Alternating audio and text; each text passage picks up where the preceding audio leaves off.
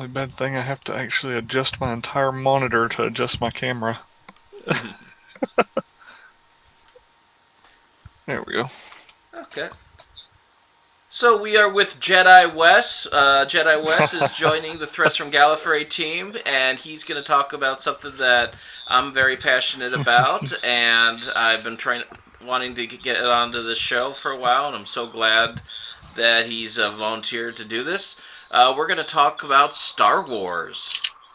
So, Wes, what is the word? What is the thing about Star Wars tabletop gaming now? Do people need to know? Well, the newest system's by Fantasy Flight, usually called the Narrative Dice System, which reminds me a lot of the old WEG D6 as far as the style of gameplay that you're doing. So it's not the D20 mindset of I can only move this many spaces. I can only, I can move 6 spaces, or I can double move and binary pass fail. The D6 Star Wars had that binary pass fail to it, but it kind of lent itself more towards you failed by you only missed it by 5, so we'll let you do this. But I like the narrative dice system because you can have great success with consequences, or you can have failure with something advantageous coming out of it. That was the thing that blew my mind on it, was you could have a despair and a triumph at the same time. Oh yeah, and I recently ran games for Fantasy Flight at GenCon 2016, and every single session somebody rolled a success or failure with triumph and despair. So without giving too much away, how did you resolve those? What kind of things did you do for those? It depends on what they're doing, honestly. What the action is. One of them was a combat check, so I basically had the weapon short out to me. You did something amazing. You really messed this guy up, but your weapons either come out of your hand, or you've ran out of ammunition, or you've been thrown off balance, knocked prone. One of them was an investigation check. The person was trying to investigate a room to figure out what was going on there. So I let them find out a secret ahead of time, but it resulted. I'll kind of give it away. There's a room. They were in a room trying to investigate this Jedi ruin, and there were 2 Osa Stone Guardians, which were droids built with a Cortosis chassis and Cortosis stone covering.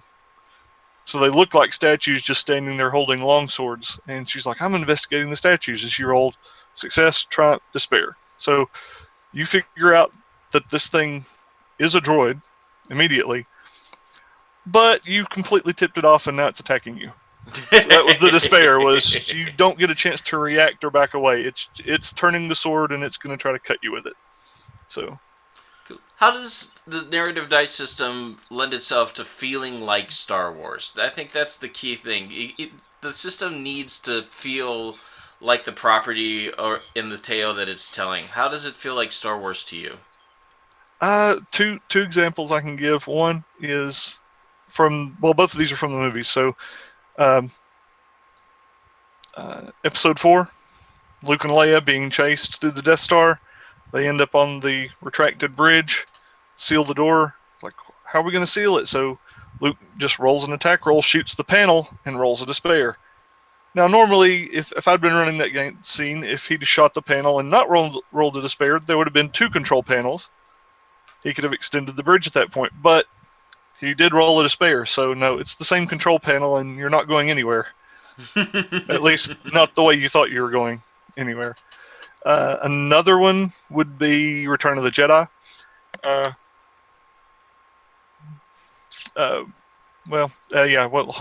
Han rolls and succeeds on his check to hotwire the door, but got a despair. Or actually, no, he failed on that one. He just completely failed, and he either rolled a ton of threat or he rolled a despair. And okay, no, you didn't hotwire the door. You succeeded on your mechanics check to mess around with it, but you triggered a blast door shutting on top of to further block your entrance into the bunker. Okay. So that sort of thing. You did succeed. You managed to get the panel off, and you managed to cross some wires. You just crossed the wrong ones. And the most recent of the three settings, well, elements, layers, I guess you might say, of the game that they released is Force and Destiny. How does the narrative dice system lend itself to how what we've seen with Jedi versus Sith and using the Force? Uh, that's a little bit trickier to adjudicate. Um, one thing that did happen in a previous session is I don't know if I may not have ruled this correctly, but one of the players decided they got into a fight with a dark Jedi, and the guy was a Republic sniper that had a heavy repeating blaster rifle, and he decided he was just gonna go Rambo and full auto fire on this guy, and ended up rolling 2 despairs on that. So I given the they was a pre-published module. I tweaked it a little bit, and the Dark Jedi had improved reflect, so he got 2 of those shots coming back his direction with that. So here's this for your trouble. So tell me your story with this game. When did you get in with it on the beta test? When did you come into this? Because you were in my in one of my Saga games. So when did you fall in love with this system, and what's your story with it? Well, I've always been a Star Wars fan. I've played since 1980. I've played Star Wars role-playing games since 1989. Any time that I could play it, I played it. Didn't matter if it was D6 WEG, OCR rules, RCR rules, Saga Edition. But when Fantasy Flight announced that they had gotten the license to do Star Wars tabletop games, I was like, okay, well, I wonder what they're going to do with the RPG. Because we got X-Wing, which is an amazing miniatures game, and they announced the card game, which I played a little bit of, but I'm just not a huge fan of card game strategy. It doesn't make sense to me. Doesn't make sense to my brain. And then they announced they were going to do the RPG. Some friends of mine over at the network you used to be on, D20 Radio, they were at GenCon, and I listened to the live play demo that they got, and I was like, oh, that sounds interesting. And then they announced, oh yeah, the beta's on the website. You can order the beta. So I ordered the beta book, read through it. I liked the concept that they were going with the narrative dice system, but I couldn't get it down in my head as to how it was supposed to work until I actually just said, you know what, forget this. I'm just gonna get a set of dice and just sit down and roll this out to see how it's gonna work. And after about 2 hours of doing this, I finally kind of figured out where it was going. And then the Edge of the Empire beginner game was released, and I read through it, and I was like, okay, if you are brand new to the system, get one of the beginner games. Doesn't matter, Edge of the Empire, Age of Rebellion, Force and Destiny, or the new Force Awakens. Get the beginner game, and the adventure in that will walk you through the entire game system one step at a time, baby steps, so you're not doing everything at once. That is honestly the best way to. And you get a set of dice, you get a bunch of tokens, you get at least 3 maps. It's one single double-sided thing, but there's at least 3 maps on it. So do that, and you've also get a small condensed version of the rules, which is actually still very accurate to what's in the core rulebook. So if you don't want to have the core rulebook sitting on the table to reference stuff, you can have that little pamphlet and just kind of flip through. There are some differences, but usually not. I don't think there's a big enough difference to slow everything down. No. But yeah, that is absolutely the best way to get into it. And plus it's $30. $30, and you've got 4 pre-gen characters. Usually there's 2 additional ones you can download off the website for free, an additional adventure to download for free. So if you don't want to spend $70, because the books are like 60 or 7, the core rule books are $60 or $70 a piece. So $30 you get a set of dice and everything you need to play. So have you got a chance to look at the episode 7 beginner game? Yes, and hold on, it's in the other room. It actually has a full-size galaxy map, so you don't have to open it has a full-size galaxy map with the location of all the new planets from the new movie. So you can actually see they were started here, went here, traveled. So yeah, it's got all of those, so you know exactly where everything is. What else does it add to the game from what we've Mm, seen? I mean, the interesting thing for me was how Edge of the Empire has all Edge careers and specializations. Age of Rebellion has all Age careers and specializations, and Force and Destiny has all Force sensitive. Force Awakens is a mixture. I mean, you look at this. Okay, there's an explorer from Edge of the Empire. Here's a soldier from Age of Rebellion. It really kind of throws everything together to say you really can play in this same. Because a lot of people are like, well, I don't want to buy 3, but it's like you only need one. You really only need one. mm-hmm. If I have all of them because I know I'm going to be running games in all of them, so I want everything, and I have the OCD collector's mentality, and I'm going to spend a ton of money to get all the books. I've talked to people, and one guy's like, well, I know I'm only going to run Age of Rebellion stuff. And a friend of mine really likes to run Jedi stuff, so he bought Force and Destiny. And then another friend of ours likes to run, Smuggler. If he's running a game, he wants to play Smuggler, have everybody be Smuggler. So they just each bought one book. Mm-hmm. And so they have access to all of them, but they just spent the money to get one book each, and because of the style of game they like to run. And that's the other. It's 3 distinct feels for each one. Edge of the Empire is you're playing at your Han Solo fantasy, or your Firefly, mm-hmm. if you want to take it that route, Firefly fantasy. Age of Rebellion, it's very much you are Episode 5. You are a member of the Rebel Alliance. The Admiral Akbar, Kyle Katarn. If you're into the Legend stuff, you're playing out that, or Rogue One. I mean, Rogue One would be a perfect example of all those people are probably. There may be some Edge of the Empire specializations in there, but most likely everybody's going to be an Age specialization of some sort. And then Force and Destiny. The Force and Destiny book, reading through it, to me, the core setting for it is not episodes 4, 5, and 6. The core setting for it is Dark Times. Mm.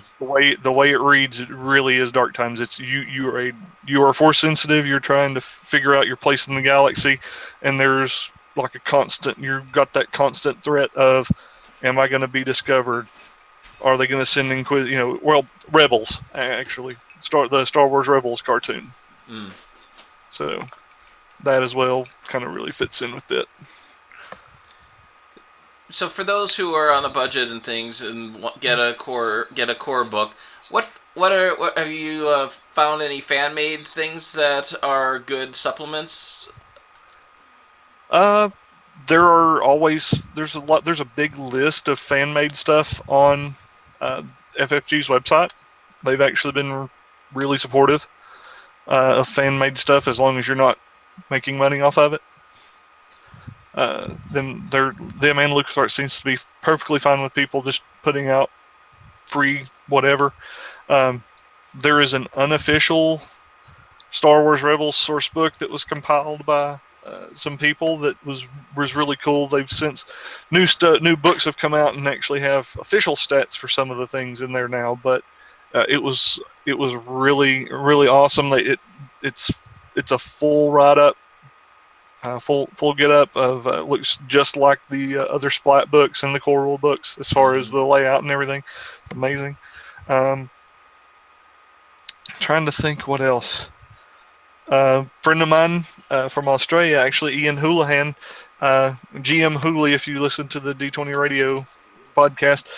He does phenomenal uh, modules, pre-made modules.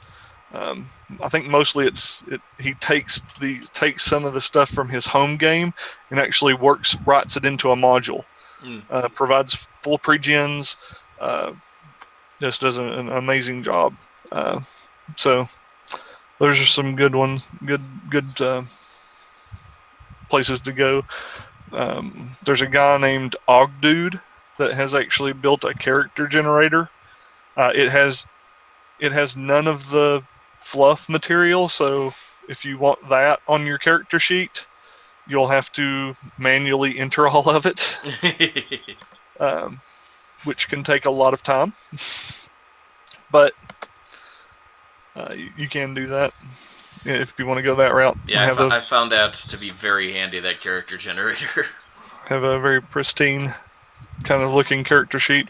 There's a few other people that have made like Word document character sheets that you can kind of edit a little bit. They just typically don't have as much room because it's only front and back. So you've from going on from playing a few things hands yourself. What was your next step? What in your development as a GM and fan of the game? Well, I started running. I wanted to try to get the system out there to some of my friends and show them how it worked. So, as soon as the Force and Destiny, or not Force and Destiny, as soon as the Edge of the Empire beginner game dropped, I started running one shots. Like once a month, I would run. I'm going to run the beginner game again. If you want to play, show up. I did that 2 or 3 times, and then after that, I had several people. I had 3 people come to me and say they wanted to They wanted to do a campaign at the store that we all play at. So I was like, okay, we'll do that. I said I'll just start out with We'll start out with the beginner game because I think I have a few people that expressed interest in wanting to learn the system. So we'll do that. Everybody show up. You can either run a pre-gen or you can make a character from scratch. I think everybody ended up making a character from scratch. In the first session, I ended up with five players. We ran through that opening adventure, and they were like, "This is really fun. We want to keep playing." And so I was like, "Okay, well, I downloaded the Long Arm of the Hutt, which is the follow-up to that. So we'll just do that." Ran through it part of the way. Almost got to the end, and then had a 6th player just show up one week. He's like, "Hey, I heard you all were running the Star Wars game down here. I wanted to play." I was like, "Sure, let's make you a character. We'll make you a character from scratch." And he's been one of my favorite players to come in. Really good at RP. Most of my players are really good at RP. Some of them not as they're more into the crunch, but teach their own. So you got up to 6 players at the store. Yeah, that was the first campaign, and it ran. Let's see, when did I start? Started that in June of 14. June of 2014, and it ran until I'm wanting to say August of 2015. That entire campaign ran that entire time, usually meeting twice a month at the store. Had a giant grand finale Inquisitor battle that everybody really liked, and then we took a break and then started a new campaign in November, December of 2015, and it's still running. It was January because we took a break through the holidays. It's January, February we started the new campaign, and it's been running ever since. And at one point in that second campaign, I had 1 week I had 10 players almost 10 players at the table, but wow. It's dwindled back down to about 6. So were you running at that point primarily edge? Were you mixing and matching between the different The layers of it? this last campaign, the way I did it is I told everybody play whatever you can play any career specialization you want to. Um, if you're playing an edge special a career, if you take an edge career and specialization as your primary first one, you have to take obligation. If you're playing an age uh, career, you have to take uh, duty. And if they were playing Force and Destiny, they had if you were playing a force sensitive character at all, you had to take morality. Mm. And then you could take one other one. So if you were playing Age of Rebellion, spy or soldier that also took one of the force special, like the Force Emergent or Force Exile, you automatically are locked into morality and duty. If you're playing an edge specialization that took the exile or emergent, you're locked into obligation and morality.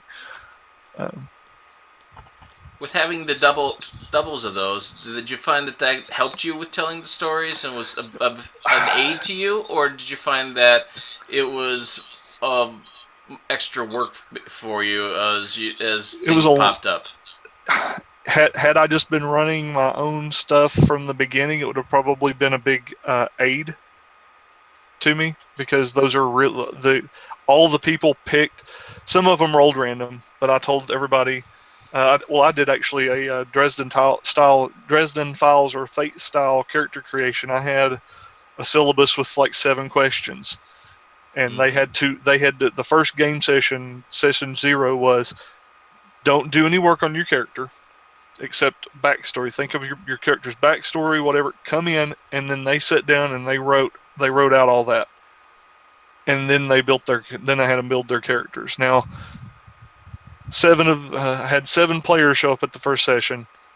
4 of them followed the 4 guys who were really big into RP. They followed my advice: write your story and then pick stuff from that.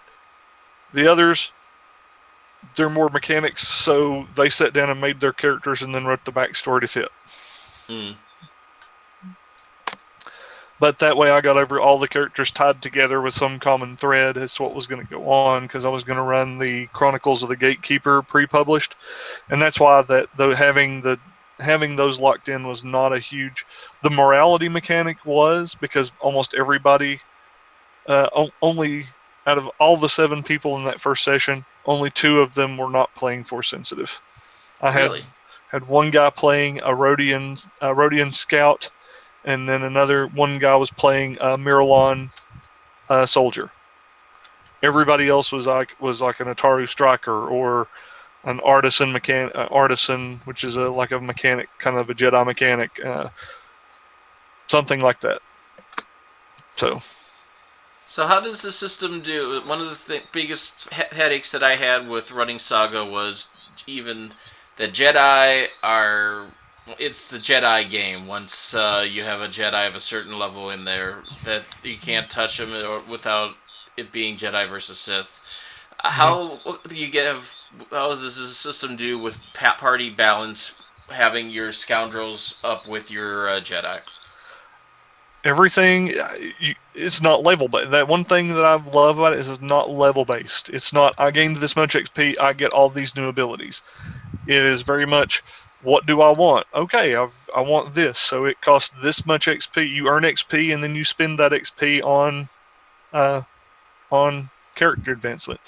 So you have to choose. Do I want to? And the other thing is, a lot of your stuff is skill based. There's no automatic attack calculation. It's, I want to shoot something. Well, I better have ranged light or ranged heavy appropriate. Ranged light being pistols, ranged heavy being rifles. Which one am I going to primarily use? Well, I'm going to use pistols, so I better keep that skill leveled up. You have to spend XP to get that skill level, to a higher degree. Or I can go over here and buy talent that will give me a special ability, but then I'm not spending that XP to make my skills better. So it's really a choice. One of my players, the one guy that jumped in late in the first session or first campaign. His name's Don. He is a medieval history professor, and he is very much into the way he plays his characters is whatever he's been doing over the course of the thing. That's what he spends his XP on. He usually spends a lot of his XP on skill advancement. Then he'll start picking up talents later because he's like, I feel like my character would be doing this, or maybe my character needs to branch out this way now. So he said for him it's kind of he has to make there has to be a role play there has to be a role play reason for his character to buy a certain talent or to upgrade a skill. He just doesn't look and say, well, I want to do this next, so I'm going to spend XP here, here, and here. He's like, no, there has to be a reason. There has to be a reason for his character doing X, Y, or Z, making the choice between X, Y, or Z. In Star Wars or Savage Worlds, that's how I am with leveling up my character. So in this campaign, what was do you remember the first definitive moment where everybody looked at each other and said, oh my god, this is indeed Star Wars? Did you have one of those moments? The first campaign, the first campaign that we ran was, it was probably, there were 2 or 3 moments when everybody was just like, that was amazing. That felt like we were in the movies. Of course, like the big fight at the end of the first campaign was amazing because but I'll get to that in a minute. But the first moment probably would have been in the second half, the Long Arm of the Hutt, the follow-up adventure for the beginner's box. I ran that for him.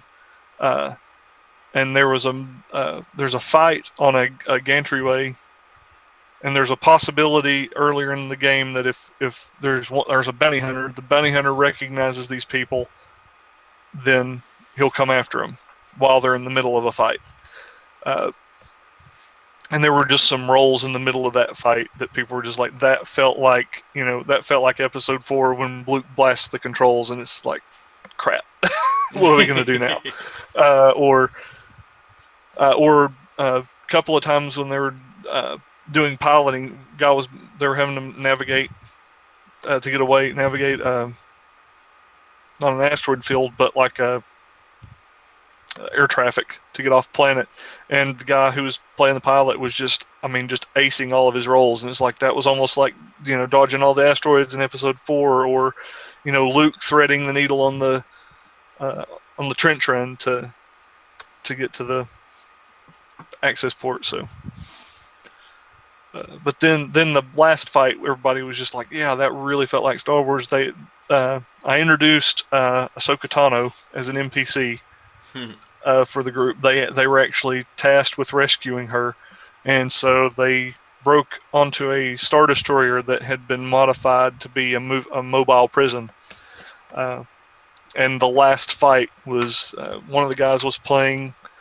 You've probably heard me talk about it. If anybody listens to the Order 66 podcast, they probably heard me geek out about this before. But a friend of mine was playing a force-sensitive smuggler because he's like, you can't tell me that Han Solo didn't have a little. He may not have been aware of it, but he had to have had a little bit of force sensitivity to pull off some of the crazy antics that he did. So he was playing a smuggler, big dumb action hero. Act before you think. He's just like, no. Somebody's like, well, don't do that. You're going to cause this. And no, my character doesn't think about the consequences or the odds. He just does it. He just acts. Something's going wrong. I have to act. So he does that. He's been kind of building up toward. He had a criminal background. He'd done a lot of really bad things, and he was really kind of going that whole. Person who either fell. I don't think he ever fell. I don't think his morality ever fell below 30, so he didn't go full dark side. But he got really stinking close. He got down to like 31 or 32. He was right at the cusp of falling to the dark side. But then he started slowly building that morality back up, and so he kind of did that whole sharp plummet, but then recresting. But he'd gotten a lightsaber. He'd built a lightsaber finally. uh, doing several other things, and then during that last battle, the player was not going to be able to be present. His daughter had a recital to go to, and he's like, "No, daughter's going to miss because of the recital. I have to do the responsible dad thing and be at the recital." So he actually called me up 3 days before the last session and was like, "All right, I'm gonna make some rolls. You can use them however you want to. This is kind of what my character would do." So we worked out what his character was going to do before the session ever happened, and then during the last session, it pretty much went according to plan because we'd been playing. Me and him had been playing for a while, and we'd been playing with all the other people. It's like, this person's probably going to do this person's going to do this, and this person, and almost lockstep, every person kind of fell into the role that we figured they were going to fall into.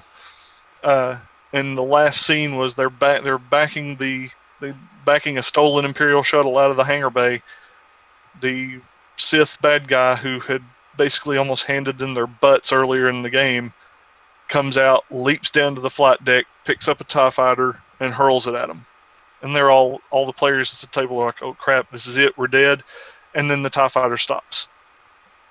And as they're backing out, they look down, they see his character is standing on the flight deck holding the TIE fighter back. And then over the comms, they just hear, "Go now."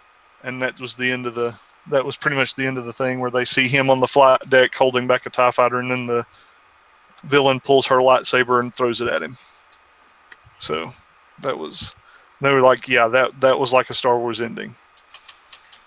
It's wonderful when you have players that are that generous with their characters to have those tragic kind of endings. Well, yeah, 'cause he actually came to me earlier in the thing. He's like, this is the kind of the arc that I'm going. So he said, if you feel that it's appropriate for my character to die, he said, just kill him. He said, you don't even have to look at me or slip me a piece of paper. He said, if you feel it's appropriate for my character to die, just kill him and that be done with it. And that's it. He said, I don't care to make a new character. I was like, no, but I'm not going to just kill it. There has to be a story reason. He's like, yeah, exactly what I'm saying. If there is a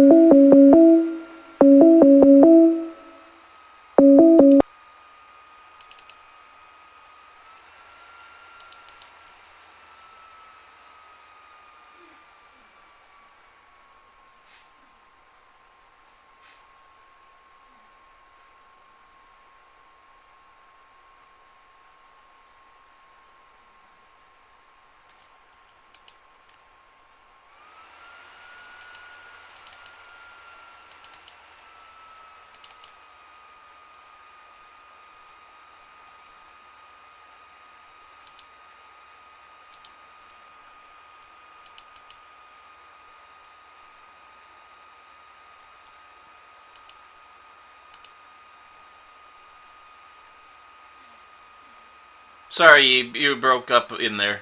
You froze. Now I can't. Your audio's not working. Okay. I muted it, and then my niece and nephew were here, and they tripped over the cable and disconnected the Cat 5. You're saying if there's a reason. Yeah, he said if there is a valid story reason for his character to die, just to kill him and don't worry about it. Don't slide him a piece of paper, nothing. Just do it and be done with it. So it's always nice to have player buy-in like that. Absolutely. That makes your job as a GM very easy. So what was it like GMing at GenCon for Star Wars? I mean, how did you grow as a GM with this experience?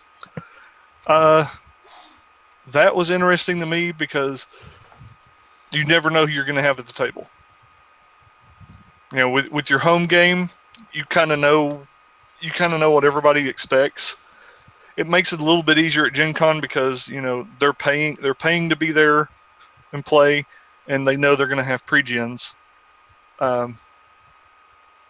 So they'll forgive. They're usually very forgiving. All my players were very forgiving. They said, I said, hey, I've been running the system for this long. If I make a call and I said, if I make a call if you GM and I make a call that you don't really like or don't think is by the rules, just know that I don't run everything 100% by the rules. If there's a story reason for a success or a failure to happen, it's just going to be that way. Yeah, should be for any game that way. The story should take precedent, especially in Star Wars. Yep. So they were all like, yeah, totally, that's fine. I didn't have anybody buck at that or anything like that. So that's always nice. You said it was really easy. It's easy for you with them being paying customers on there. I always find that stressful, knowing that these people lay down $10 a ticket to play this game. That I feel a sort of obligation that I've got to blow their minds with because they put down the dough. Well, yeah, there is that stress, but it's a different kind of stress for me, I guess, because I'm like, I don't worry about it for some reason, because it's like for me, if I have players that are really into what's going on, then it makes it easier for me to GM. And I usually, I'll start out the way I do con things, or the way I do stuff at the comic shop when new players. I stop, I sit down. It's like, okay, my name's Wes. I've been doing the system for this long. And then I ask if who is or isn't familiar with the system. We go over the basics of all the rules as quickly and thoroughly as possible. And then I was like, okay, these are the basics. If there's any other thing that has to pop up during the thing, like force, if you have a question, go ahead and look over your character sheet. If you have questions about force powers, I'll try to explain them briefly. But as far as I'm concerned, let's get into the game, and I can kind of do this. I can explain a lot of those on the fly. So I don't know. That's what the beginner games do really well. Yeah. Is it gets you running and playing, and it slowly builds. Yep. I like that aspect. Of course, you can't really do that with a con mod because you're running full rules. So, what percentage would you say that you had this year were people that were new to the game versus people who had rolled those funny looking dice before? I ran 6 sessions, and there were 6 players in each session. Probably almost a 50-50 split. I had a few sessions where everybody was, familiar with it, and then I had a couple of sessions where only one person was familiar with the system. Okay. Really, the very last session I played, the very last session I played was a 50-50 split. I had 3 players that were familiar, 3 players that were not. So. All right. So what kind of things as we go forward and talk some more in future segments, what kind of things are you wanting to talk about with Star Wars? Possibly maybe how to run different eras of play. How I would run different eras of play. I'm actually writing 2 new campaigns. As I'm playing this one, I'm writing 2 new campaigns because I've got one of my longtime gaming groups. We just recently had to break the party up and break the group up because it just got too big. So probably first of the year, I may be starting to run some for them. So one of the campaigns is kind of being just specifically for that group. And then I've got another campaign that I'm kind of working on that's going to be for a possible other group home game at the new house that I'm working on. We're going to get my new house fixed up. So once I get that done, then hopefully I can run a game there. for 6 people, 5 to 6 run this alternate universe Star Wars campaign that I've been working on for a while. Very cool.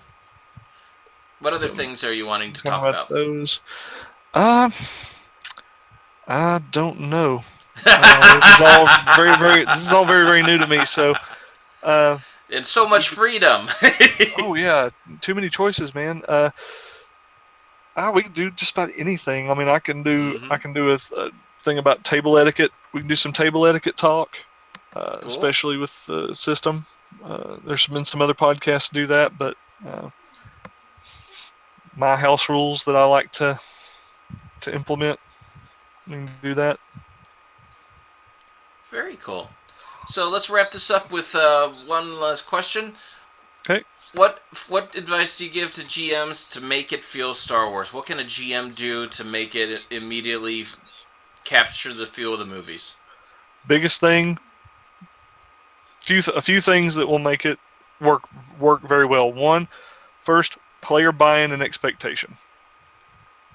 You have you have to get the players in the mind frame of Star Wars, meaning you need to break them of if they've been playing Pathfinder or other systems that are very kill monster A, take its stuff, then move on, kill monster B, take its stuff, break them of that habit. Mm. Because then if they are doing that, it to me as a game master, it does not feel like Star Wars.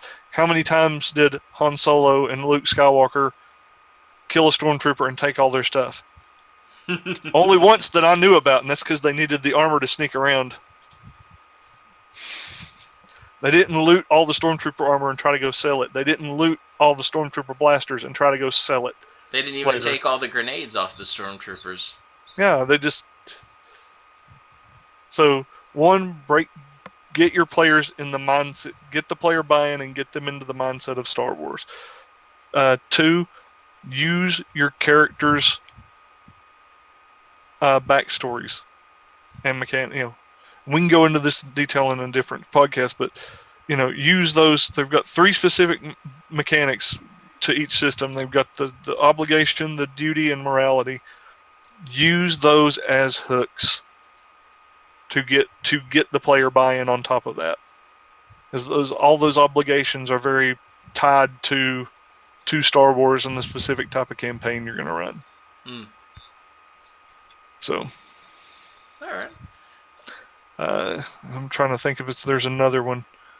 In three, look for, pay attention to what's going on in the game with the players. Pay attention to the actions that they are taking, and look for the moment to make kind of, I don't want to say force, but it's like railroad force them.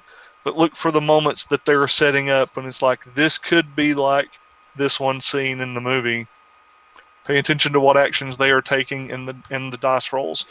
So if they roll that amazing, that one amazing check, but get the despair on infiltrating Imperial facility, maybe the despair is someone tipped off the Empire, and there are people waiting on them, like episode 6 where they get in the bunker and there's Mm. more troopers than what you had planned showed up and capture the group.